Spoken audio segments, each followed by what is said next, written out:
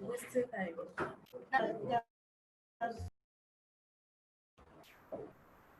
Good afternoon, everyone.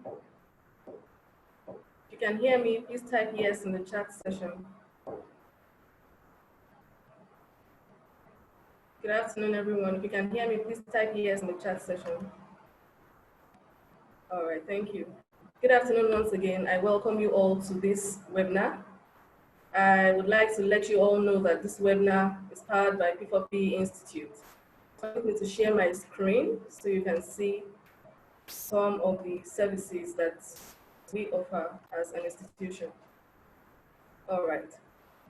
P4PE Institute provides cutting-edge solutions, and we have a lot of solutions such as business solutions, as you can see, HR solutions, career solutions, and entrepreneurial solutions.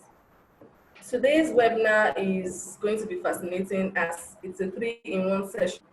We have the best of the best from P4P Institute, and I would like to introduce them. Firstly, we have Gloria Umunde. She's the head of the department. And then we have Oluwatosin Ogushekun, who is the head of the recruitment and assessment department. Also, we have Chinedu Obikwelu, who is the head of the technology department. I must say that for every individual to thrive in the 21st century working environment, he or she has to acquire relevant skills that would help in advancing his or her career. Today, you'll be learning a whole lot from them as we'll be sharing this webinar into 3 parts. The first part, which will be taken by Gloria Omunde, will cover people management, emotional intelligence, and self-management skills. I would urge you all to pay attention as they have a whole lot to discuss with us. Kindly unmute yourselves. Kindly mute yourselves so you can hear the facilitators clearly.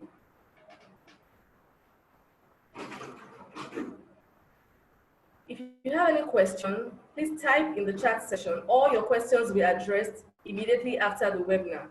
All questions will be addressed immediately after the webinar. Thank you very much. Over to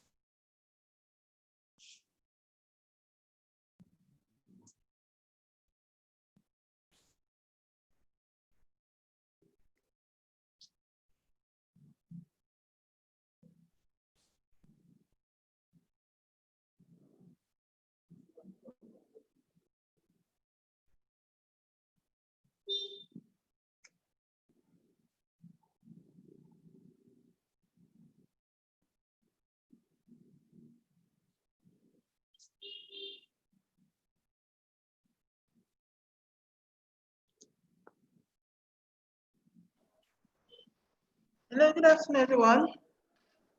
Oh, sorry. Thank you so much, Dami. Thank you, everyone, for joining today's session. I'm free to be here, and I also want to say thank you to the team that has put this together. Thank you so much. Without wasting time, we have to go straight to the business of today. Like we are saying, we are talking about developing future skills. The first question is, what do we know? What is future skills? We are always calling it future skills, but the future is actually now. What are those skills that we need that will help us in our place of work and as an individual to help stimulate our careers? So in this content, we will be talking about different areas of skills that will help us develop our competencies and our careers too. So as I share my screen, permits me to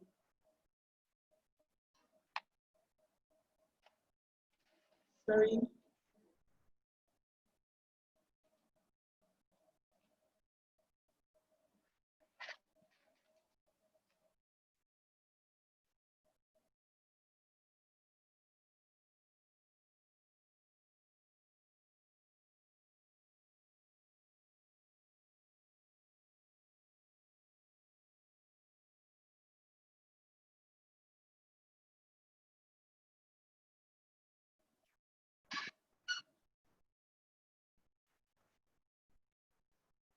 Okay, sorry for that.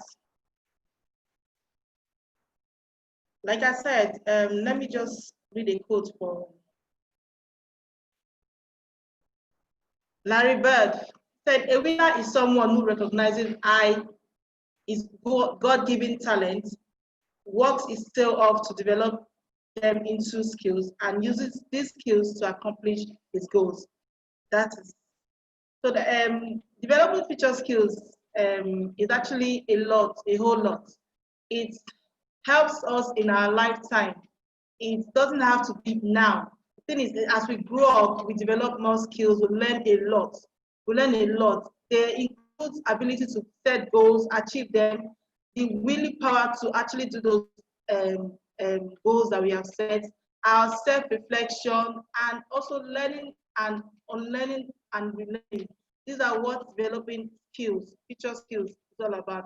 And so my agenda today is I'm going to be talking about people's management skills, self-management skills, and emotional intelligence. So permit me to go on. If you have any questions, please just type your questions. We will get back to you later, or how we get back to you on it later. So our first is managing people. What skills do you need to manage people? How do you manage your team? The teams that are actually put under you. Do you just sit down as a boss and you just look at them and they do their thing? Do you actually engage them? Do you motivate your team? Do you help them to actualize those goals that have been set? And according to my slide, managing people is more than just having the posture and the look of boss. It's about forming and cementing relationship among your team. Do you actually have that relationship among your team? Do you build relationship with your team? People management skills are even more critical when it comes to, it's actually not easy to manage people, but we have to have the skills to manage these people. And according to the research by Gallup, it said 50% of employees actually um, resign because of bad management, because of bad bosses. So why do people always leave the organization? Why do they leave for no reason? Because they have a boss that are too difficult to actually manage, or boss that are too difficult to talk to. Now I'm going to be sharing some skills on how you can actually manage your team properly. One of those skills is being a pillar to lean on. So do you have the goals to empower and inspire your team? Do you cultivate or lift their spirits? Do they have team spirit among them? So that's what you should be looking at. So let members of your team know that you are there for them. Let them know that you care about them. Let them know that they come first when it comes to the working environment. Let them be involved in everything that is going on, even in that unit. So let them be a pillar for them to lean on. Let them always look up to you for anything. It shouldn't be like, okay, it is too difficult to talk to this boss, or before they come to you, they have to think of what they have to say. I think you should give your team members the free will to always talk when they want to actually talk, to actually bring ideas and the rest. Give your team space. What are the space you're giving your team? Give them the freedom, like I said, to talk. Let them have this trust in them that, yes, they can do it. According to Cynthia Kay, she's an entrepreneur, said if you are a business owner with a lot of overhead, either you got the wrong people or you need an attitude adjustment. Do you have an attitude towards your team? Are you always the bossy type? Are you always the type that you're always frigid for them to talk to? So why not give them the freedom? Be free with your team. That does not mean that you're letting yourself down as a team leader. It's a trust is actually credibility, reliability, and initiative, and which is over self-orientation. Give your team that space to be free at the work. However, when an authority trusts us to do things, right, we feel indebted to it. So when you give them that trust, they feel indebted. They know what they're supposed to do and at the right time. The next is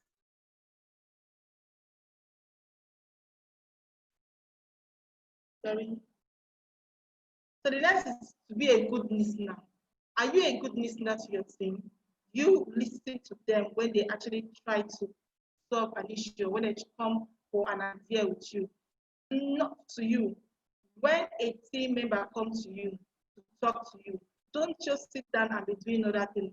Give them that listening ear. Listen to what they have to say. No matter what it is, how small it is, or how stupid that thing may be, except for every nonsense that they want to say, there's always a sense in that thing that the person is trying to make. So give your team that listening ear. Other bad listening habits include rushing into conclusion and completing sentence for your team. Do not always complete a sentence for your team. Let them talk and hear what they have to say first before you actually, and do not encounter whatever they want to say. Always give them the benefit of a doubt and let them know that, okay, it's something you will actually give into and work towards it. The next is share credit with your team. So there's a lot that is going on in the unit. And the thing is, you can't do it alone as a manager or as a supervisor. So why do you always take the credit when things have been done, when a project is completed, when there's a job that needs to be done that has been successful? You now go and take the credit for yourself alone. Instead of using I did it, why not use we? Me and my team made this happen. Why do you always take credit for a job that has been done as a team? So learn to say we rather than saying I. Delegation. Most times we as team leads, we always want to do everything ourselves. We want to micromanage everything. We do not delegate. We want to do everything else. Everything has to come to our table first. That is not a good management. It's actually a poor management. For a good leader to succeed in life, you need to learn to delegate. Delegate activities, delegate tasks with your team. Let them feel like, yes, ownership to what you're actually going to do. The thing is that when you delegate, you have the time to also do other things. You don't soak yourself into one job that is actually choking you. But by the time you delegate, you have attention to do other things, especially when it comes to strategic thinking and the rest. Involving your team in decisions making. Do you always make decisions alone and you go to your team and tell them what you feel like will help the units? Do you give them that involvement? Do you allow them involved in your decision making? Why not learn to use the performance management system, whereby you sit down with your team and plan and set a goal? The thing is that when they feel like they are in decision making, they commit to it. They want to do that thing with all honesty and with all their mind. So let them be into your decision making. Whatever you're trying to do, you're trying to change any process, you're trying to do anything, hear from them. I think you will always get something. You don't have to do everything on your own. Grow your confidence. There's this book by Brand Tracy that is called Self-Confidence. Are you that kind of person that does not have confidence in your team or don't have confidence with yourself when you're managing your team? Why not grow that by showing them, set a leadership style for them so that they can actually follow. According to Dina Krasikova, he said, when leaders feel confident that they can produce creative outcomes, their subordinates become more creative. So that's just it. You have to have this self-confidence about yourself that you can actually do it. You can lead this team properly. No matter what it is, have that self-confidence in you. Managing your team from the front. Be a front runner. Do not always leave things for your team. Start the process first. Start it and lead them. Let them always look up to you. That, okay, this is what my boss can actually do. Also, if people look up to you, you need to hold yourself to a high ethical standard. If you're honest and keep your word, your team won't have a problem doing the same. When you promise team members a reward for a job well done, they actually commit to that work. They do it even more better the next time. The next time they do it. So be a front line person among your team members. Next point, which is the number 9, said trust your guts. Do you always think that, okay, whatever you say is always a counter? According to Simon Rath, a mind coach, he said, intuition is the natural intelligence that allows us to see ahead of the curve, to generate, innovate ideas, to communicate powerfully, and to do so without having to study spreadsheets or gather fields of data. Why don't you trust your gut and believe that you can do it? Like the likes of Richard Branson, Oprah Winfrey, Warren Buffett, they all trust in their guts. They all trust in their instinct, and they pay attention to their hunches. Pay attention to your guts and know that, yes, I can do it. The next is being compassionate. Are you this kind of person that you are compassionate with your team? Do you put yourself in their shoes? Do you try to understand what they're feeling? So we have different team members that they have their different understanding with the job. Why don't you get close to your team and understand them when they are having difficulties? Put yourself in them to know that, yes, you were once like them. Always imagine yourself in the shoes of those you manage to understand their perspective to situations. How do they see situations? Why don't you do not always encounter them when they are trying to let you know, okay, if this can work or it cannot work. Always ask for solution. What is the best solution to this? Automate your process. Are your process very, is it still the old kind of processes? Do you still manage people in the old way, like the baby boomers? Automate every process. How do you communicate with your team? Do they have to wait until you come to the office before you communicate to them? Give them the time, even when you are not the office, where they can actually communicate to you to get things done. They don't have to always wait for you. Make every process seamless for them so that they can always do things while you're not around. Automate every processes so that it will be easier for them to do. Be ready to change. In this life, the constant thing in life is changes. Be that kind of person that embraces change when it comes. You should be willing to align yourself with new trends in people management skills. Learn how to manage people in a better way. We have a lot of young ones today that do not really see a lot of things as a big deal.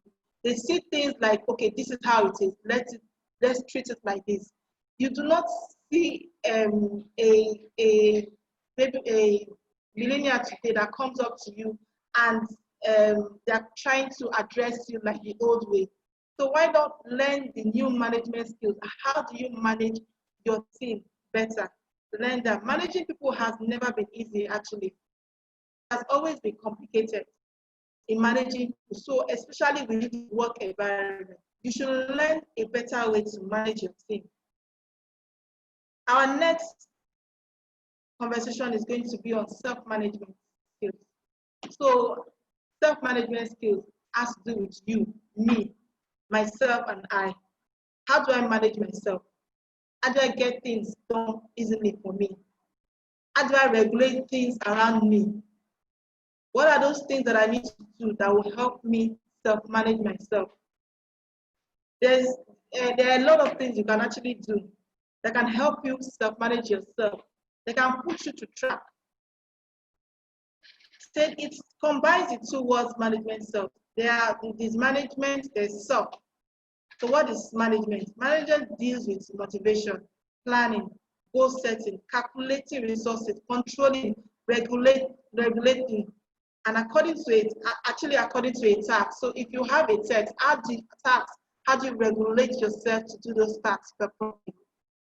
Why self has to do with self autonomous actor. Self is actually yourself. How actually not somebody else. How do I manage the things that I have to do with? What are the targets that I have to do to actually manage myself? I'm actually going to be skipping some slides so that we can be fast. So what do we mean by self-management? Self-management skills are skills on which we decide ourselves to facilitate the awareness, realize, and maintaining of our goals. Those are self-management. And actually, to manage yourself properly, you need to conduct an analysis on yourself, which is called the SWOT analysis. What is the SWOT analysis?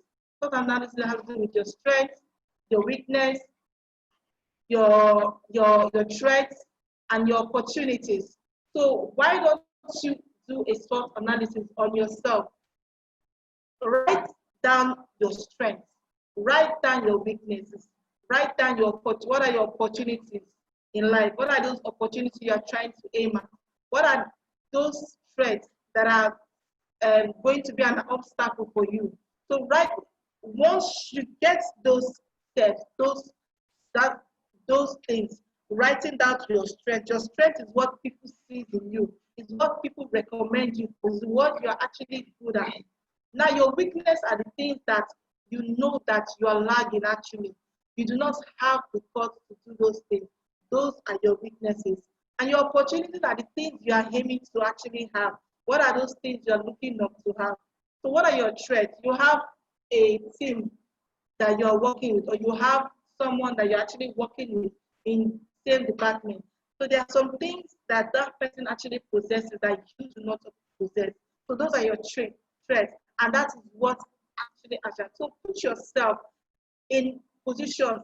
Actually, always compare yourself with other people that are in your level. What are those things that this person have that you do not have? So those are your threats. Those are the things that you need to actually look at for. Self-management skills are lifelong. So self-management is actually a lifelong learning thing for you. It is not just today. You don't just learn today and you leave it there. You learn until the last day of your life. You keep learning every day. You keep learning more skills. You keep learning more competence for yourself. So commit yourself to learning new things every day.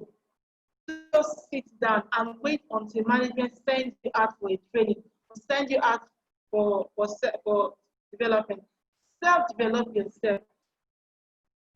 Register yourself for one. Maybe there's a certification you're actually trying to do. What are you doing to get those certifications? What are you doing to increase your learning ability? What are those things? Do you just sit down every day and you're on your own? Or do you just sit down and watch television, or watch for the likes of Telemundo and Zoom World? Do not just commit yourself to that. Learn things every day. Look for books to read. Look for things that will motivate you, things that will help you develop yourself. So those are self-motivation. So there are some important steps of self-management that you actually need to take. One of them is setting goals. Set goals for yourself. Calculating resources and the barriers. Effective planning of work processes, and realizations that you need to do step by step, and also keeping motivational balance. So setting your goals. How do you set your goals? Do you write down the things that you need to achieve? So writing down those things, setting a goal is not just a long time thing. It's also have to do with short time goals. What are the things that you need to do this week? What are your to-do lists for today? Set those goals and try to. So you are not just setting a goal, you are setting a smart goal. A smart goal that are specific, measurable, attainable, that are relevant, goals that are timely, that you do not waste your time on, and learn to evaluate your goals. Things that you are already doing, learn to also evaluate them. The next is calculating those resources. So what time will it take me to actually complete this goal? What are the resources that I need? Is it money? Is it time? Is it social support. What are those things? So those are the barriers that you need to also look at. The next is effective planning of work. How do you plan to make this work? What are those processes that you need to do to actually realize those things? So those are these are one of the questions that you need to ask, which is the W question, is what do I want to accomplish in this goal? What are my specific reasons, purpose, or benefits of accomplishing this goal? Who is involved in these goals that I'm setting? Where is the location? What location am I actually aiming at? Identify the requirement and the constraint that you need to also set those goals. The next is keeping motivational balance. Be motivated in your goals. Commit to motivation and maintain your motivation. Be motivated when you're actually setting those goals. In summary, according to the conjugated paragraph, self-management focuses on very much on analytics. Who are more impulsive or not used to deliberating or everything that should be introduced. So when you're actually setting your goal, think about the pros and the constraints and the things that you need to do. Training tasks for goal setting and planning is to reach the goal and should be important and achievable as a participant. Okay, so as I go, let me go to the next. Our next talk today is on emotional intelligence. So what is emotional intelligence? Emotional intelligence is about being nice. It's not just about being nice all the time. That is not emotional intelligence. It's about being honest. It's about being touch freely. It's about being aware of your feeling and those around you. Emotional intelligence is not about being emotional at all. It's not about the fact that you are emotional to things at all the time. It's about being smart with your emotion too. So these are your benefits of getting an emotional intelligence. When you have emotional intelligence, so with all the things that we have said, self-management and managing people, emotional intelligence is one of the key skills that you need to have as an individual. It actually allows you to get a greater height in your career success, strong personal relationship with other people. It also increases your confidence. It also has to a better health for you. It makes you more intelligent. It also makes you an effective leader. It improves your communication. It also allows you to have less workplace conflict. So these are all the things. You will actually get the slide for this as fast. So there are four competencies of emotional intelligence, which is the self-awareness, self-management, social awareness, and relationship management. We've actually talked about self-management in my other slide. Self-awareness. What are self-awareness? You recognize your own emotions. Recognize what you actually feel. How do you feel? How do you react to people? How do you react to things when they come to your table? Like I said, what are your weaknesses? How do you actually solve conflict when they come to you?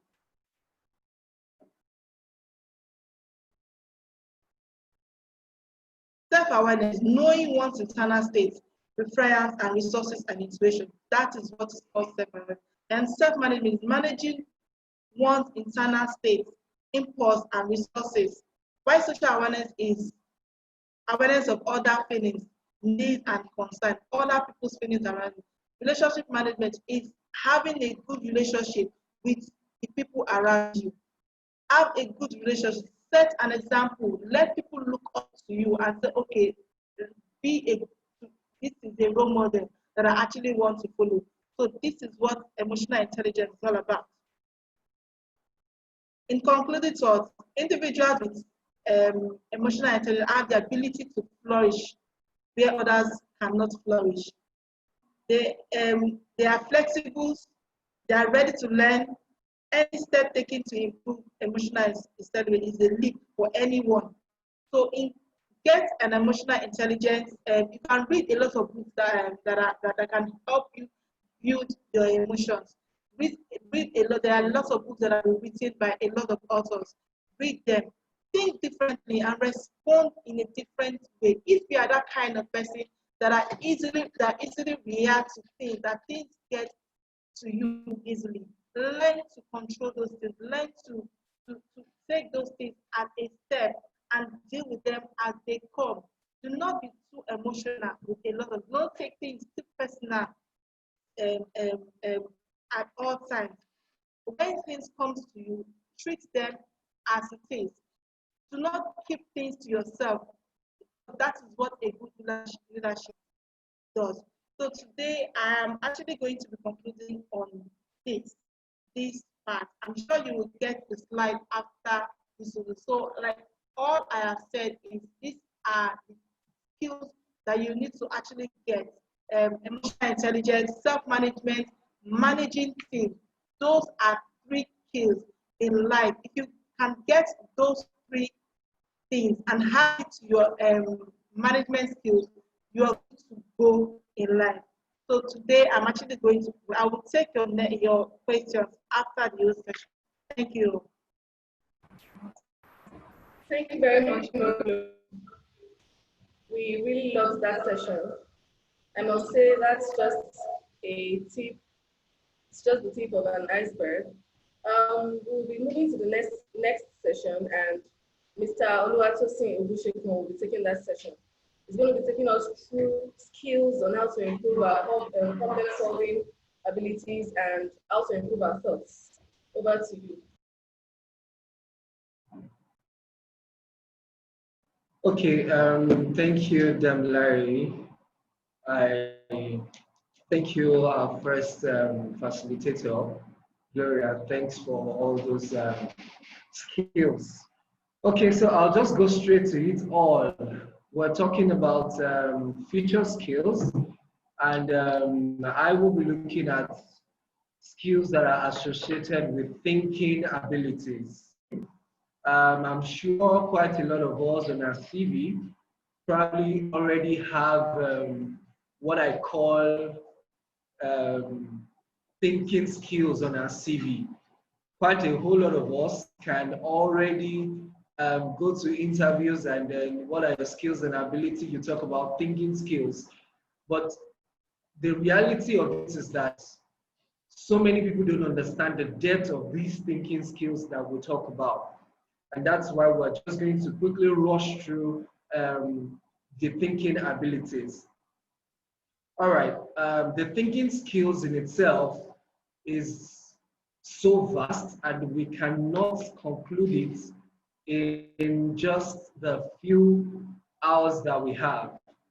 Nevertheless, we'll do well enough to ensure that we touch an introduction to all of this. Are you still with me? Hello? Okay. Well enough to ensure that we touch all of these while we speak. Sorry, just a moment. I'm also trying to share my screen. Okay, is my screen up? Can anybody see my screen?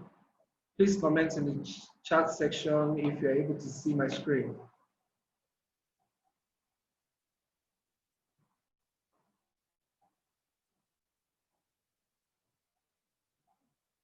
Okay, just a minute. Okay.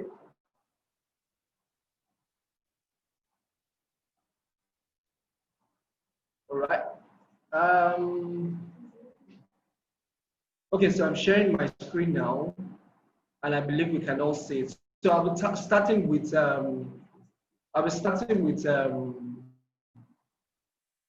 critical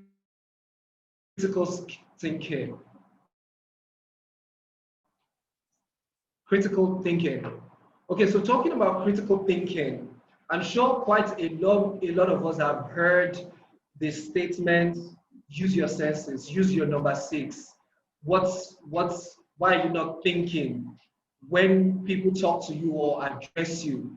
There's a particular reason they say such statements. Now, Napoleon Hill said, you have a brain and a mind of your own. Use it and reach your own audience. I take that again. He said you have a brain and a mind of your own. Use it and reach your own audience. That is the summary of critical thinking. So when you hear somebody say to you, come on, use your common sense, use your thinking ability, they are just trying to tell you, you have a brain, use it, think. But then it's not just that easy. Critical thinking requires you using your brain to think deeply. Now, everybody has a brain. We all know that. Everybody receives information. We all know that. But it's more than receiving just information. It's about processing the information that you receive. So it's about being an active listener rather than a passive recipient of information. So if on your CV you have the skill critical thinking, it means you don't just receive information, you actually listen to the information, you actually process the information. Now, let's talk about where critical thinking started from. Critical thinking did not start as a result of HR trying to point out skills, ability, or form up words just for people to feel valuable. Critical thinking has dated back as the time of Socrates. We're talking about 439 before Christ. That's BC dates. It's far back as there. That's why we have the principles of Archimedes. That's why we have the principle of the speed of light. All those things generated from critical thinking of an individual. And that is why it is a special skill that is considered. The development, the changes that has occurred to the world today is as a result of this critical thinking. Now, over time, it has developed, and the concept of critical thinking is now complex. Looking at what I have here, I have a maze beside it. It's as complex as that maze in itself. For those of us that know a maze, once you enter into a maze, such an individual gets lost immediately. You get lost trying to find your way out. That's how complex critical thinking has gone these days. In trying to define critical thinking, now, modern day philosophers they've defined critical thinking as a reasonable reflective thinking that is focused on deciding what to believe or do.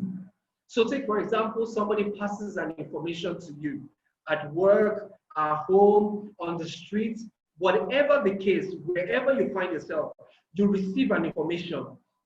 Now, critical thinking is beyond, remember earlier on we said it's beyond being a passive recipient of information. It's now more of actively listening. You reason what has been said to you. You reflect on what has been said to you. That is critical thinking. You're trying to decide on the statement or the information that you receive, how true it is, and what you should do. Today's critical thinking is the ability to analyze information, whatever it be. You're giving data, you're giving facts, observation, research, finding anything. Remember we said it's about listening, it's about observing and thinking through it, analyzing that information just to make a reasonable judgment out of what you have received. Critical thinking is about thinking in a certain way to arrive at the best solution. Okay, so you have various incidences around you, you have various circumstances, you have various information that you've received.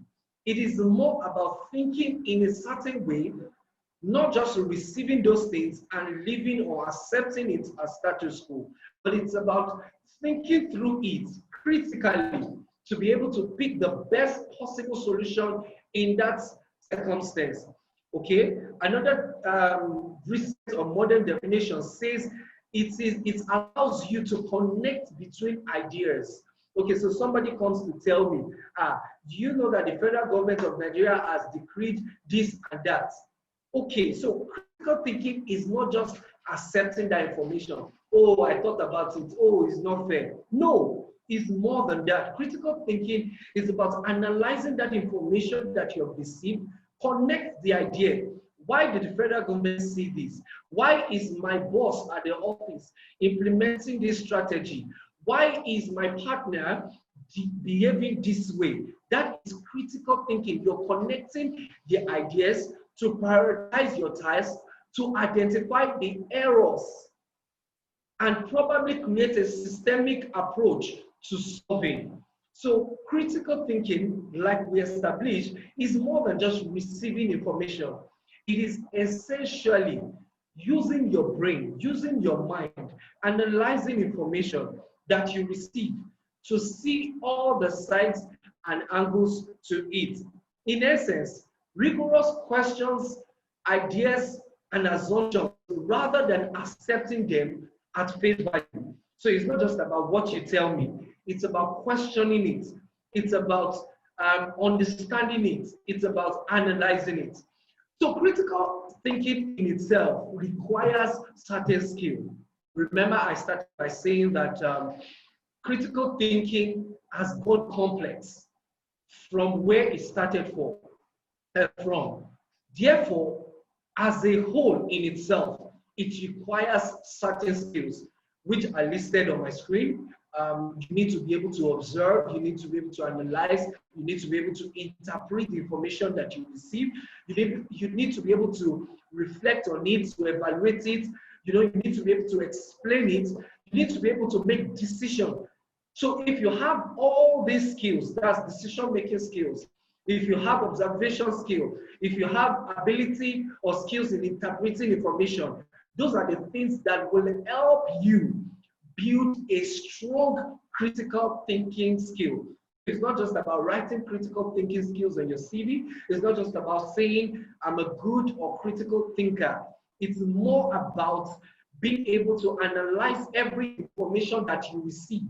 And at the end of the day, making the best possible solution to the circumstance. All right, why do we need critical thinking skills? Essentially and basically, you need it to be able to understand the links between ideas. So if you're a good critical thinker, if you're a strong critical thinker, you'll be able to link the ideas between information. You'll be able to determine the importance and relevance of certain arguments and ideas. You'll be able to recognize and build and appraise arguments. So you see somebody defending a motion, defending an ideology, a philosophy, and then you wonder, why is this person saying this? You are able to probably build or appraise that argument because of your strong critical thinking skill. Of course, having a strong critical thinking skills help you to be able to identify inconsistencies and errors in certain reasoning.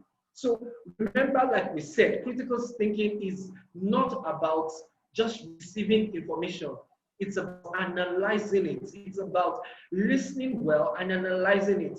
And that's why you need, that's what the critical thinking skill helps you to do. It helps you to identify inconsistencies and errors in those reasonings, or ideologies that are made. Okay, so it helps you to create a consistent and systemic way to approach problems, circumstances. So when you are able to think through certain situations, it comes easy for you to create a solution out for that problem, for that situation, for that circumstances, simply because you've been able to critically think about the information that was received. Finally, of course, you're able to reflect on the justification of that assumption. I mean, the reason or the justification behind why the person or such organization or such system is taking up that ideology, that information, that opinion. You are able to reflect on the justification and decide and know and appraise what is best. Okay, so how can you improve your own critical thinking skills? Is direct. We're just going to mention 5 ways or methods to increase your critical thinking skills. 1, define your question. So when you receive an information, define the question. So I'll give a perfect or practical example now. You tell me that fuel price has increased from 145 naira to 155 naira. So I define my question. I want to think about it. As a critical thinker, thinking person, I define a question. Okay, why is the fuel price increasing? Not just why is it increasing, why now? Why not before? I begin to look at, okay, what led to the increase? I define my questions. Secondly, I ask the right questions. Of course, you can ask several questions surrounding a matter. Doesn't necessarily mean that all will affect that particular information you're working on. So you need to ask the right question. It's like saying mathematically, we say f is a function of x, where x ranges from 1 to infinity or to a certain number n.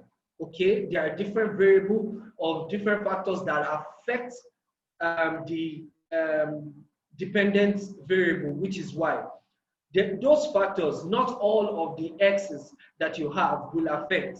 So you need to know the real x's, that's the real independent variables that or questions that affect the subject matter you're looking at. Of course, gather reliable information. Look for reliable information.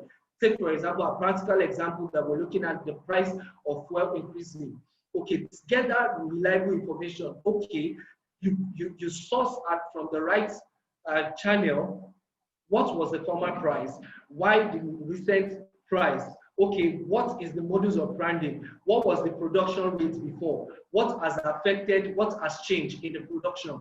When you ask those questions and you gather the right and reliable information, definitely you are improving your critical thinking ability, you're deciding what's best, you're appraising the judgment, but ultimately doing such again and again improves your critical thinking skill for other matter. Of course, look at short and long term. So when you're critically thinking about matters, you don't just look at the immediate value, you look both immediate and long term, because sometimes it's not just about the immediate effect, it's about the long term effect. And finally, explore all sides. Explore all sides. Turn it around, flip it back and forth, and check it all out. You would find, you'll be able to critically think through the situation and find your justification, the reason, appraise the arguments, and all of that that we mentioned earlier on. Okay, so that's all for critical thinking skills. I'll quickly go to complex problem solving skill. Remember when I was going to start, I said all I will be talking about has to do with the thinking ability. Now we are addressing complex problem solving skills. We can see the young lady there. She has all the differentiation in front of her, the dy and the dx. Of course, I'm sure a whole lot of us probably hated furthermore while we were in school. Yeah, it's a complex problem. When you begin to look and find x, sorry, x is right in front of me on the sheet of paper. Why am I looking for x again? It's a complex problem. Okay, so just like this young lady, she's trying to solve a complex problem. What's a complex problem? Let's quickly look at what a complex problem is. So I'll give us 4 practical examples. There are lots of examples of complex problem, but let's just look at these few ones. Problem number 1, I'm sure almost everyone has had this problem.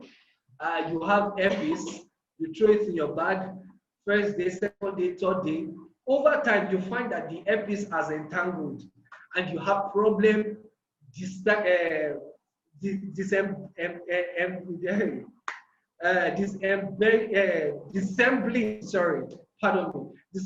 the earpiece. You want to straighten it back, but it's quite complex. That's a simple example, a very simple example of a complex problem. Okay, for the chess player, problem number 2, that's another complex problem. I'm playing with somebody who's, of course, got a high thinking ability, a high thinking skill. And we are on a board of chess game, and he's already coming at me to checkmate me probably from 4 different dimensions. That's a complex problem. I'm trying to counter him, and at the same time, I am trying to protect myself. That's a complex problem, and it's coming to me from different directions. I believe the chess players will understand this quite well. Okay, so you're coming from me to capture my king from 4 different directions, and from the position I am, I want to safeguard my king. At the same time, I want to ensure I am aiming at your king also. That's a complex problem. I'm trying to solve 2, 3, 4, 5 things at the same time. Okay, let me quickly go on to problem number 3. Okay, so I'm using this to represent relationship problems. There is a whole lot of relationship problems these days out there. I'm particularly looking at these people. They are all entangled together. Take for example, you have an elder brother who is still who hasn't gotten a job, and you're probably the one who has gotten a job. You have a younger brother who is still in school. You have an aged parents who are no more making funds, and you're the only working class citizen of the family. I mean, that's just one example out of relationship problem. You are entangled to these people. You are bound to these people, but it's a problem because you in a way have to settle and satisfy everybody. And then you need to solve this complex problem. Out of your small peanut salary, you want to pay your own rent, you want to take care of your bills, you want to settle every other person. That's a complex problem. And finally, okay, so let's look at a case study or scenario where you even don't have all these responsibilities. It's you and you alone. Problem number 4. But you're thinking of how to make more money. You're thinking of how to build your house. You're thinking of how to grow your career. You're thinking of how to probably get married because you're a young single man. You know, quite a whole lot of problem these days. So we're looking at complex problem solving. Okay, what's a complex problem? A complex problem is said to occur when finding the solution demands a series of operations which can be characterized as follows. Okay, so I have a list down here. You can see them on the screen. Those are the characteristics of a complex problem. I've given us examples earlier on. Now we want to look at the characteristics, how you'll be able to define, oh, this is a complex problem. Quickly, the elements relevant to the solution process. Now, this is saying that in trying to solve that problem, if you notice the following below, then you are dealing with a complex problem. 1, it's large. The solution process is large. It's not straightforward. It's not direct. It's complex in itself. You have to touch on different things. You have to connect different things just to make sure that you solve that problem. Number 2, it's highly connected. I mean, they are not mutually exclusive. You find out that all those things that you're trying to solve, they are interwoven, they are connected. Take, for example, our first example, which is the earpiece. The head is not detached from the tail, but they are all intertwined, and you want to untie it. You want to untwine it. So you just find out that it's kind of interconnected. Now, another thing is those problems dynamically change over time. So you find out that the problem is not like, okay, now it's complex, I'm trying to solve it. It's the same problem. And so the next time it happens, it will be the same thing. No, it's always a different case every time. But it doesn't mean it will not be interconnected. It doesn't mean it will not be complex. It's just that it keeps changing over time. Now, the structure is not in transparency, that the dynamics are not disclosed. You don't easily understand what to do. You have to really critically think about it. Remember our first discussion on thinking skill, critical thinking skill. You have to critically think about it. It's not so easy or straightforward. And of course, finally, the goal structure is not as straightforward as suggested above. It's not as straightforward as suggested above. So quickly, I'll be talking about what is complex problem solving. Complex problem solving is an age-old skill also. Is not just something that is newly developed or trying to get people to come. It has been in existence for long, and we're just trying to create the awareness for it to understand. Okay, so complex problems is also characterized by you have a desired goal. There's something you want to achieve. I want to straighten my earpiece, but currently there is a current position. My earpiece is so intertwined, and you realize that there is an obstacle. What's the obstacle? It's so intertwined, it will take me time. I will have to concentrate just to make sure I don't entangle it the more, but rather I untangle. That's a complex problem solving case. And finally, of course, there are always barriers on the way. Now, let's quickly look at how you can improve your complex problem solving skill. How can you? There are a lot of ways you can improve, but I'm going to quickly just touch on two. Acquire knowledge. Usually, a problem solver has to actively acquire knowledge about the complex problem, systematically, interacting with it. Why? Because what you perceive before is not the reality. Okay, so when you have a complex problem situation, what you think about it or what you think is the end result is actually not what you see. In most cases, it is always different. So you need to really, really acquire knowledge about that problem so that you can well interact with that problem to achieve your desired goal. And secondly, you define the components. You have the problem, define everything. It's a complex problem. You want to solve it. First, acquire knowledge about it, then define the components. Now we go back to the first skill that we mentioned, critical thinking. Then you start to critically think about those components that you have mentioned. And that will help you to be able to solve your complex problem. Finally, in summary, why complex problem solving is just about dealing with a situation. Y is a function of X, and X is a function of C. It's just saying one problem inside the other. So once you are able to define your component, like we said, acquire knowledge about it, you can easily, critically think about it and resolve your complex problem. Okay, so finally, let me quickly touch on mental elasticity skill. I'm going to be very brief about this. Those who cannot change their mind cannot change anything. That's said by George Bernard. Those who cannot change their mind cannot change anything. It's just trying to tell you that if you cannot change your mind, remember we're talking about thinking ability, thinking skills. If you cannot change your mind, if you cannot change your thinking process, if you're not flexible enough, the first point says elasticity is flexibility. If you're not flexible enough, you won't be able to change anything. You won't be able to solve your complex problems. You won't be able to critically think about things once you restrict your mental elasticity.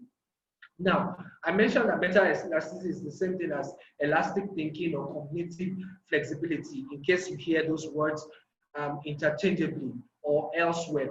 Mental elasticity is essentially responsiveness to a change in the ever-changing world. Okay, so the world is changing. Everything around us is changing. Every technology, every system, every process, everything is changing. And remember we said mental elasticity is your ability to change in your mind. So while everything is changing, if you don't change with it, if you don't improve, you'll definitely be on the I'm looking for the right word.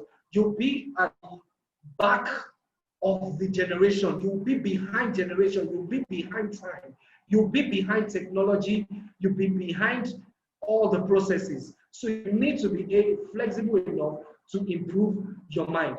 Okay, it is the ability to adapt to new situations, break down complex tasks into bits, It provides change strategy. It's just all about being flexible enough in your mind.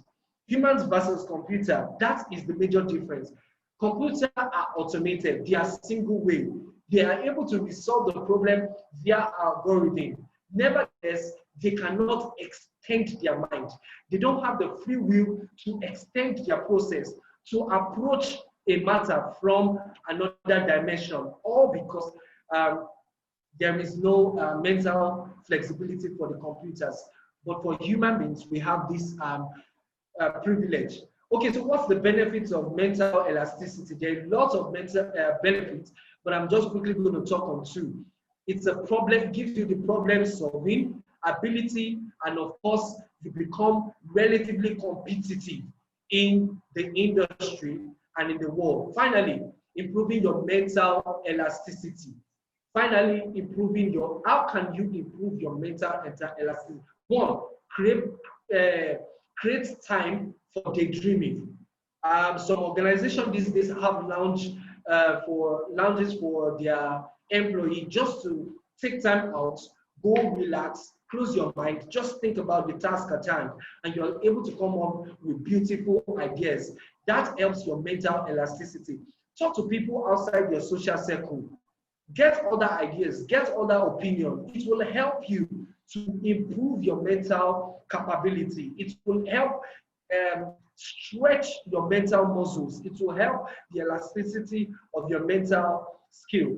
Of course, absorbing great art out of your comfort zone and all of that and all of that. I'll just mention the second to the last. Always try to look at everything from more than one angle. That will help you improve your mental. When you're able to see from different dimensions, different perspectives, different ideologies, it definitely helps to improve your mental elasticity. That will be all I have for us on the thinking skills as a future skill. Thank you very much. I do hope we enjoyed that. Thank you, Dami. Thank you very much, Oluwatosin. That was a mind-blowing session. We all know that technology has a lot of benefits, and this COVID period has exposed a whole lot to us. We can see that even this webinar is being held on Zoom, and that is one of the advantages that technology has come with. The next facilitator will be exposing a whole lot of media skills to us, creative skills, social media skills, on how to, improve our career and how to perform better in our organizations. Chinedu Obikwelu is coming up next. Thank you.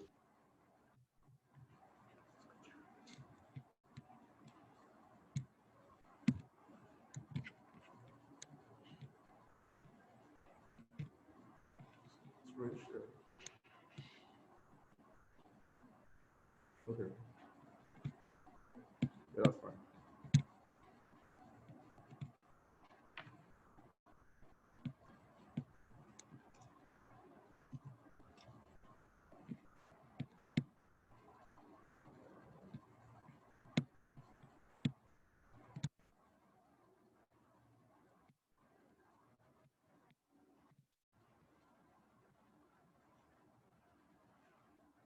Hello, guys.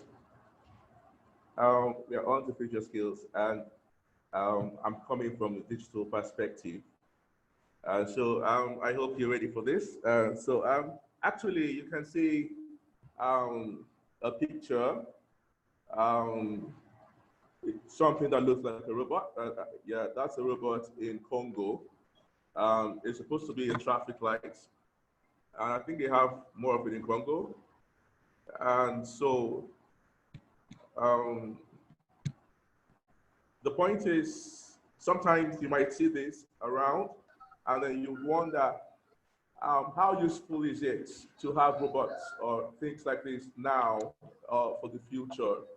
I'll tell you right now that if you want to get things done quicker and to be done more,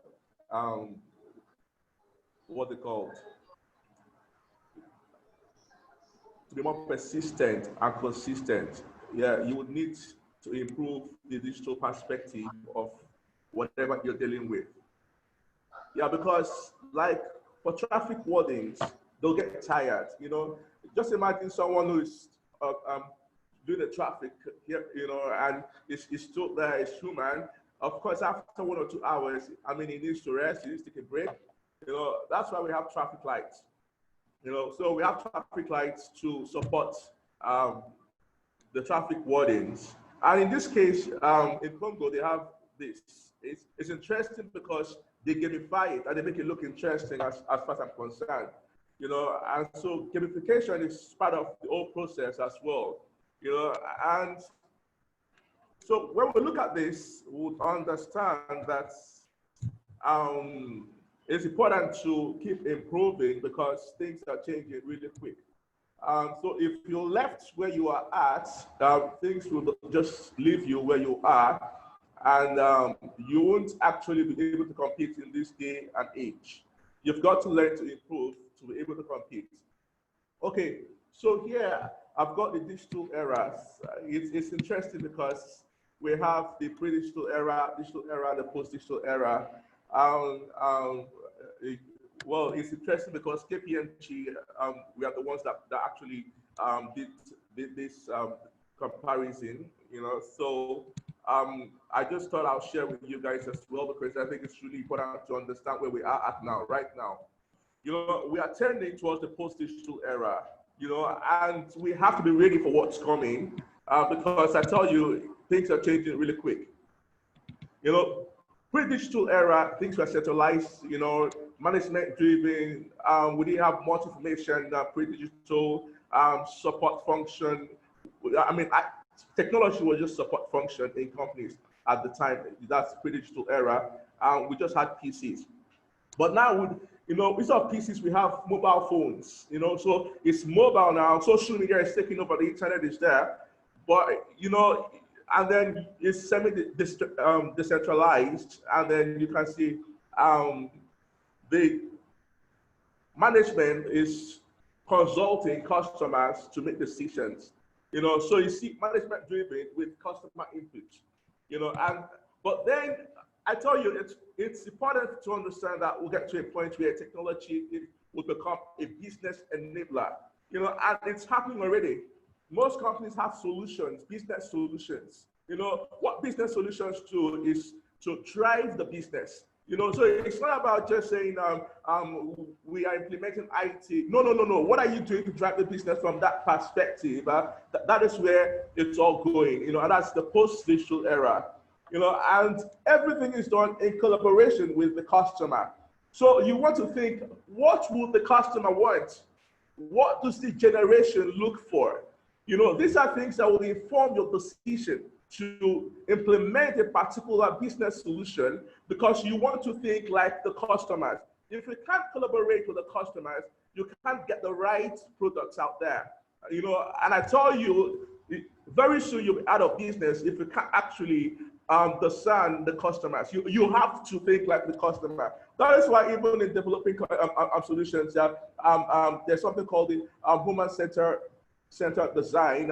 I mean, you get them at the center of the design, you know, so that basically you get it to the point where they can use it, you know. And so you see, things have become highly decentralized.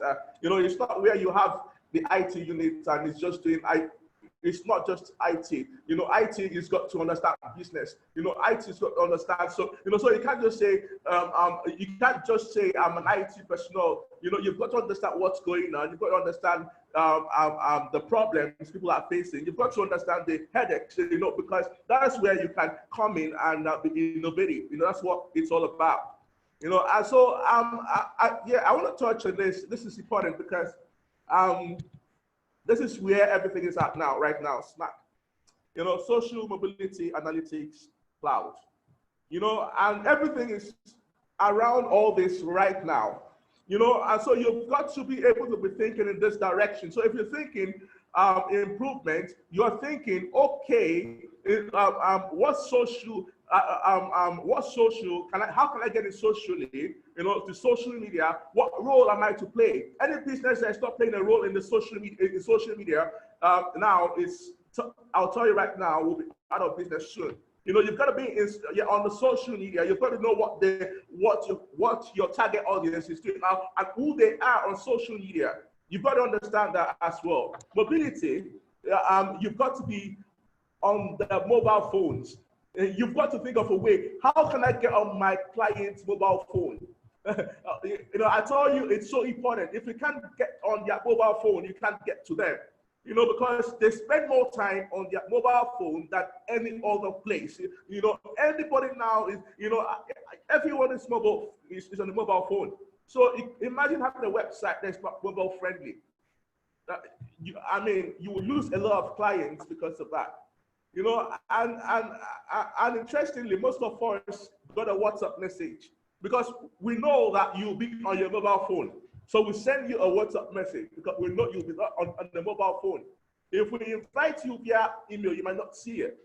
You know, but then we send a WhatsApp message, you're able to see it on time because you are always on your mobile phone. You know, so analytics, you know, we have data that's available to us, you know, and so now it's how to use this data, you know, when and where to find them, when to use them, where can we find them, you know, so you've got to be, it's available, but then it's available to those who seek them, you know, if you don't look for the data, you can't find it. You know, and it's that, but it's a lot of data because the thing is, you would find data and get confused because there's a lot of data out there. You've got to be able to see if to filter, you know, to get into what you really want with the data that you're looking for. You know, and so the cloud as well. You know, everything is cloud-based. Mostly, everything is turning cloud-based. Technology cloud-based. Hosting, hosting. Everything is cloud-based. You know, software as a service. Many softwares are cloud-based. All you need to do is you go on the internet and use the softwares. You know, everything is cloud-based these days. So, so you've got to think what business model. When you're thinking of your business model, you've got to factor in the fact that look, everything we've got to access. The technology is going to be cloud-based. It will save you costs. You know, it saves a lot of cost if you're able to get to the cloud with what you're doing. You know, it will save you cost and time and all this. Yeah, I'll move to the next slide.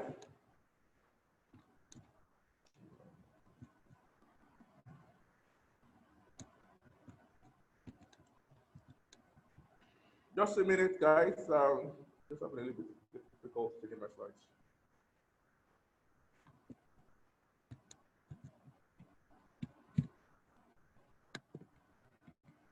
Okay, all right, that's fine. All right, so social media. So when we look at social media, you can see that it's, in fact, you cannot do without the social media. This day and age, you can't do without social media. Social media is like what we breathe these days. You know, everyone's on social media. You know, every day we go on social media, either Facebook, Twitter, Instagram. You know, and there's over, in fact, there are billions. It's over 1 billion social media users globally. I think Facebook alone is got like 1.2 billion. You know, so you can imagine with the other one. So it's going to be close to 2 billion right now, social media. So you can imagine getting to those people on social media. You know, you can't actually ignore the social media as a business. Social media is so important, and you know, Facebook, Twitter, LinkedIn, amongst others. Mobility. You know, so I'm going through the SMAC, SMAC. You know, I'd actually pointed that out here. You know, so I said SMAC was coined in 2012 to describe the impact of IT. You know, and so now, you know, I'm on mobility, and it's important to understand that the industry is shifting from PC laptop to mobile devices. You know, and so it's interesting because I've just said that anyway. So we all know that, you know, it's not rocket science that everything is mobile right these days, you know, and then we have 4.5 billion subscribers globally. I think that's a lot more, you know, so 4.5 billion on mobile, you know, and then we talk about 3G 4G, and then 5G is coming. I mean, we're about to get into 5G. They're driving the growth of mobile apps. You know, so you can imagine it's crazy when we talk about mobile technology. So right now, so with emphasis on the COVID-19 season, you know, we can see this chart that we have right here. We can see that 76% of people spend time on their smartphone and mobile phone. 76%. So you can compare to other technology. The smartphone is the mostly used device. Smartphone, mobile phone, 76%. So people are in their houses, you know, and you know you have to stay indoors, you know, they're on their mobile phone. So if you want to think of getting clients or customers during that period, you've got to think of how can I get to their mobile phones? Because you know, 76% of them are on their mobile phones. You know, and it's so important to understand that. And you know, and so after mobility, I'm going to talk about analytics. Analytics is important because it's about data.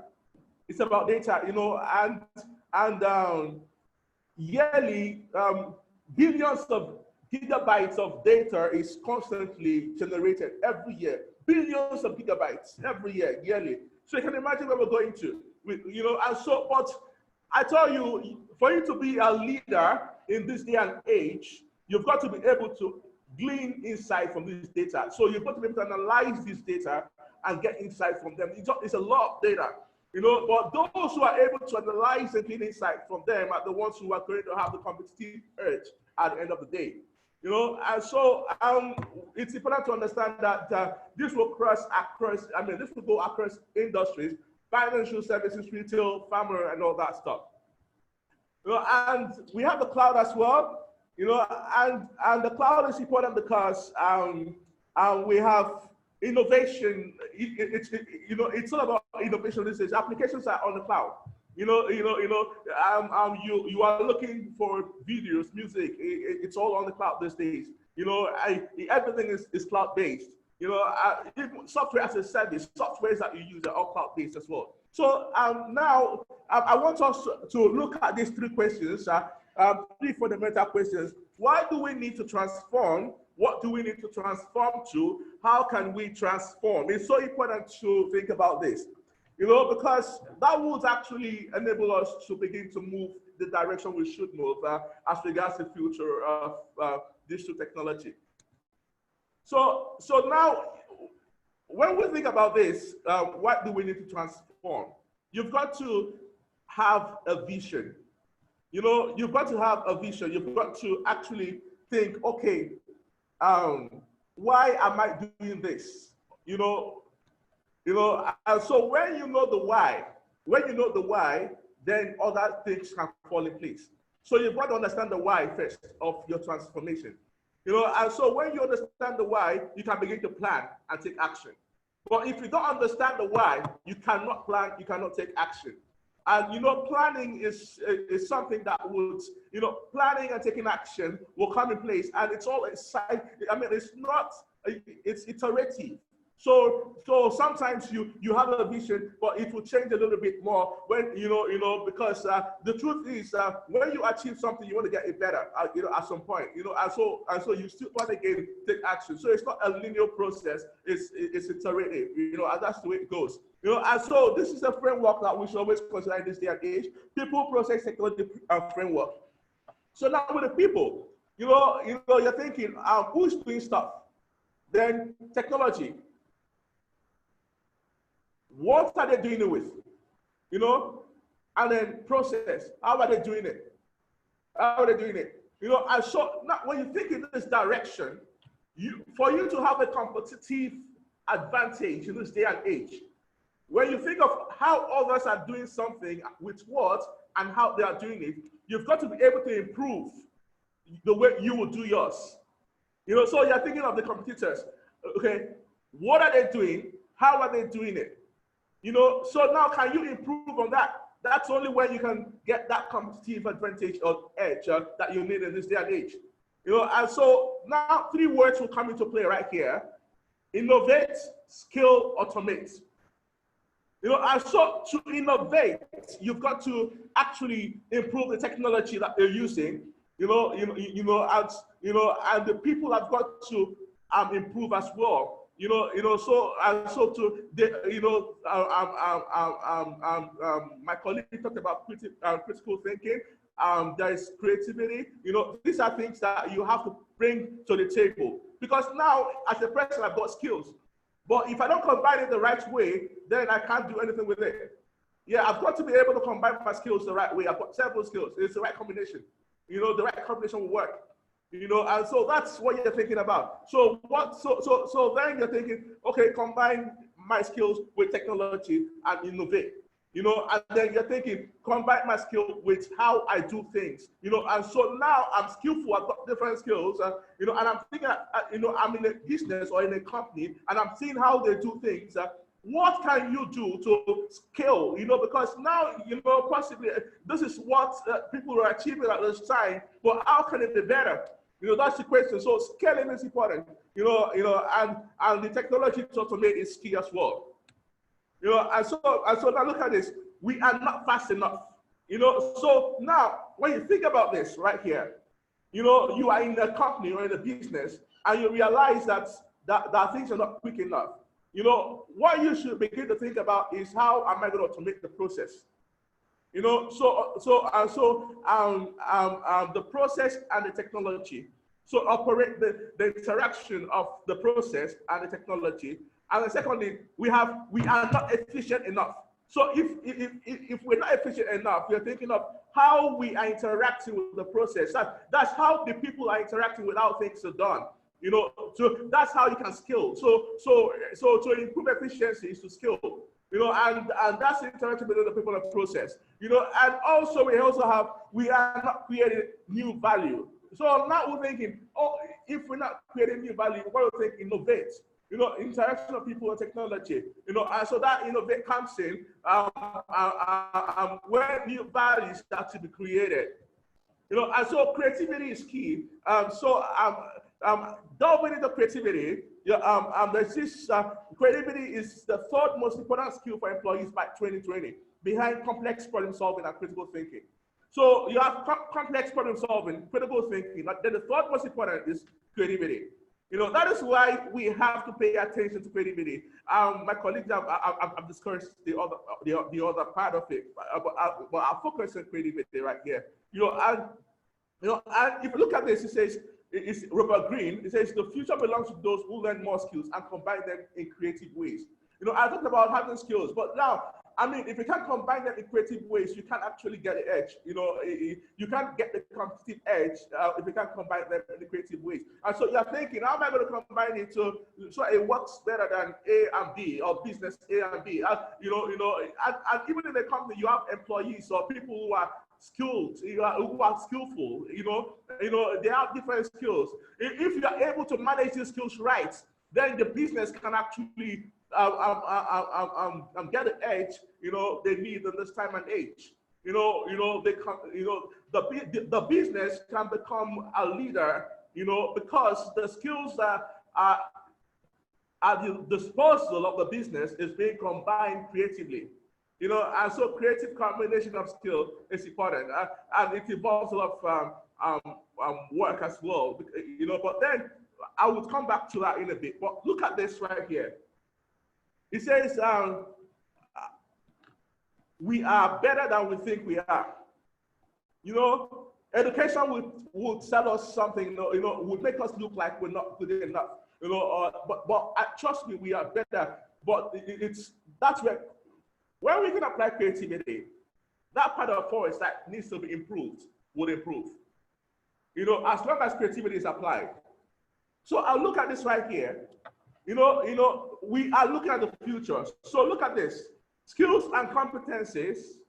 I want us to follow this carefully, because that skills and competencies skills and competencies, they're real world problems, current schooling system. Okay, so when we think about our skills and competence and how it overlaps with pedagogy based on design thinking, digital transformation, and entrepreneurial spirit, we innovate, because we are combining our skills and competencies with design thinking and digital transformation.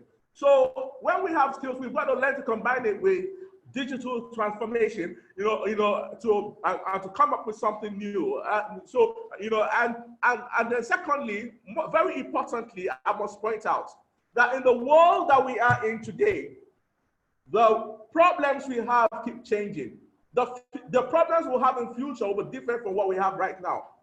COVID-19 is an eye-opener. No one foresaw that. In fact, no one could, would have seen that at the time. No one might have really planned for it. Businesses were, didn't plan for that. And you would understand that, look, that's how the future is, to come with its own problems.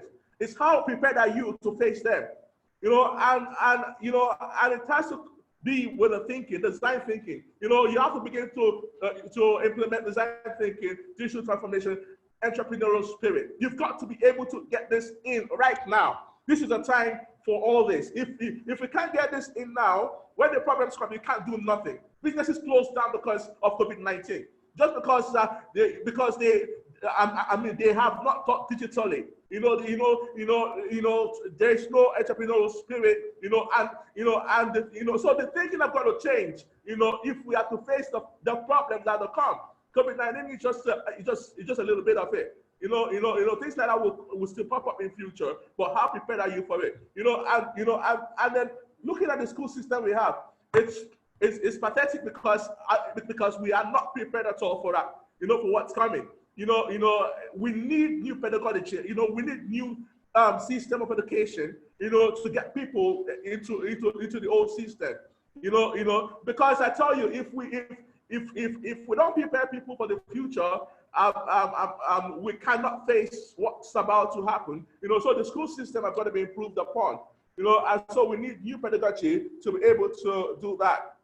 Like I said before, these are the most important things to focus on if we're getting into the future. Thank you so much, guys. We are done with this presentation. Over to Dami. Thank you so much, Chinedu.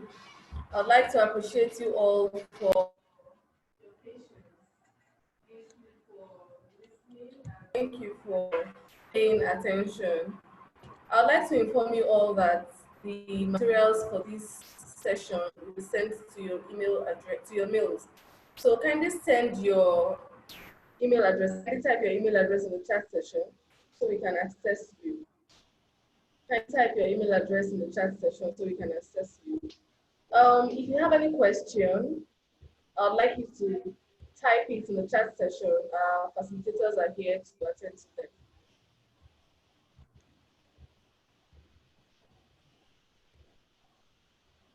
Please type your questions in the chat session. Our facilitators are here to attend to them.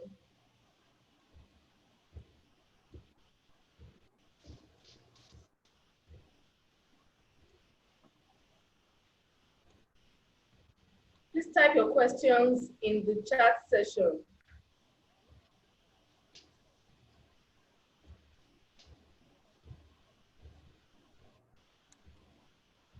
Thank you. I can see the email address. Okay. I see others.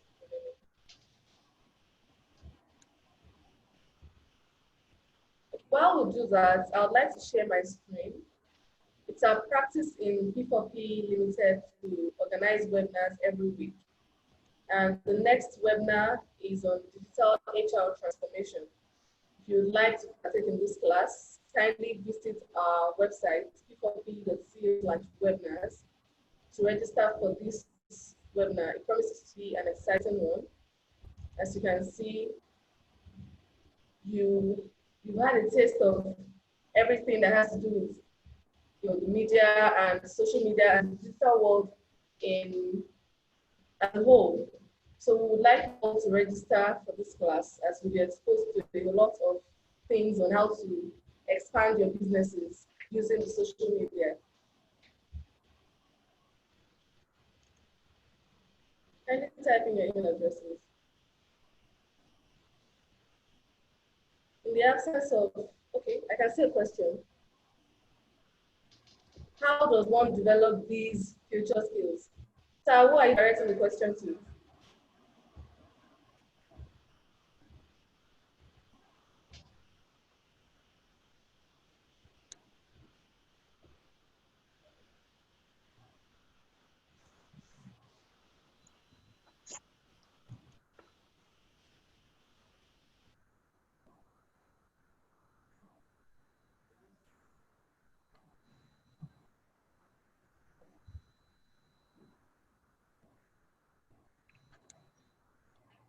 Good afternoon, sir. Thank you for that question. Said, as well, said how does one develop those features? Well, everybody has their different way of developing their skills. Like I said earlier when I was talking about self-development, you can develop your skills in the one of them is commit yourself to one thing, learn new things every day. There are so many things that need to be learned, especially in the digital world, like my colleague said, Chinin. So you can actually learn new skills, attend a lot of webinars, attend trainings, read a lot of books can actually develop you in so many ways that can actually help you develop your competencies. So these are one of the steps you can actually um, use and do that will help you develop your skills. I said something earlier. I said, so to develop your skills, you also need to know what are your SWOT and what are your SWOT analysis. Analyze yourself. What are your strengths? What are your weaknesses? What are the opportunities you are trying to aim at? What are your threats? What are those things that are threats to you?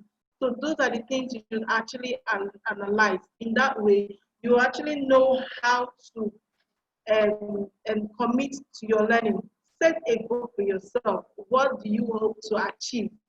You understand? The year is actually, we are in the middle of the year. And why not set a goal? What are you hoping to aim before the end of this year? So start now. It is not too late to actually start. So when you start, when you set this goal, why not commit to it? Use the SWOT analysis to actually help you shaping your way. If you're that kind of person that, okay, you need a lot of push for you to learn, look for a better, what are the things that are comfortable for you to do? So I will allow my other team to also answer the question.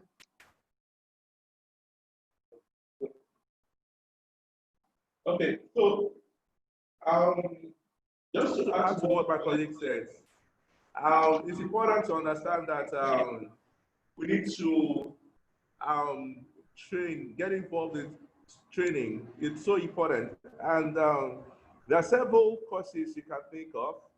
Um, and I could recommend a platform to you to check as well. It's called provarsity.co. You can go on there and trust me, there are so many courses that are on leadership and communication that are required for the future. You know, these are courses that would help you get ready and prepare for future because you will need them, you know. And so if you go on Provarsity, that's proversity.co. Okay, it's up there. You would see these courses and you can actually go on the courses and begin to sharpen your skills. Thank you very much, Ian. Does Oluwatosin have anything to say? Mr. Tosin, do you have anything to say? We wrap up. Well, nothing as such. My colleague Chinedu has said it all. Essentially, get certification. I took Essentially get certification. a teaching sometimes back on securing your dream job, and we emphasize on skills, getting certified. Okay, so there are so many certification platforms that you can use to engage yourself in all these skill developments, most especially the one you mentioned, Provarsity.co. So just visit and apply for any one of them. That should do well. Thank you very much. I believe everyone has typed their email address. I'll be ending the meeting soon. Kindly unmute yourselves and say thank you to our facilitators. Please don't forget to register for the next webinar, p4pe.co/webinars. Thank you very much. Thank you very much. Thank you very much. Thank you so much. Thank you very much. Thank you. We're grateful.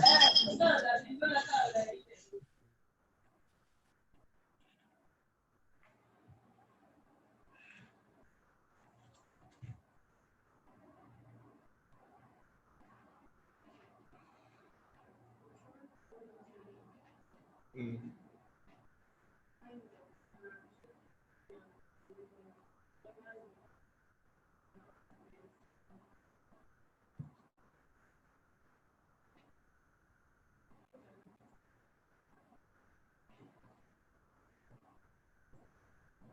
Somebody just coming. Just one. You waiting room. Oh, okay. Please, you can leave as soon as you type your email address. Wow. You're welcome. Thank you very much. You're welcome.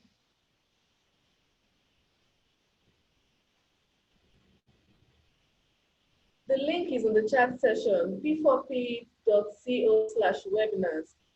And to gain other skills, kindly visit provarsity.co. Thank you.